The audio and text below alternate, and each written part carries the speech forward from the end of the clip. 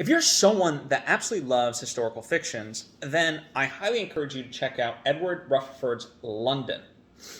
Now, this is the second book of his that I read. He has other books, and what he essentially does is he writes novels that are quite thick, based on locations, right? So the first one I ever read was Paris, which takes place in Paris.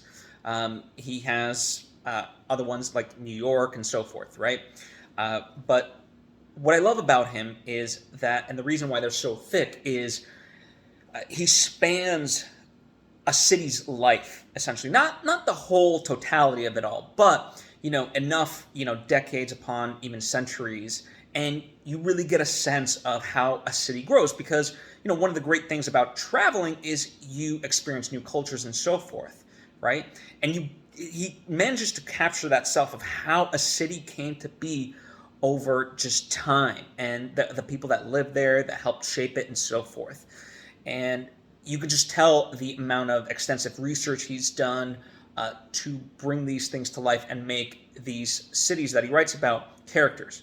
Now, the book, as thick as it is and so forth, it's not just about, here's what London is like. No, the characters themselves are really vivid, and you latch onto them, right? There's lots of characters, as indicated by the time span, but you grow to love each of them in various different ways, and sometimes you're frustrated with them, sometimes you're in love with them, but you understand where they're coming from, right? And that's what I appreciate about just reading in general.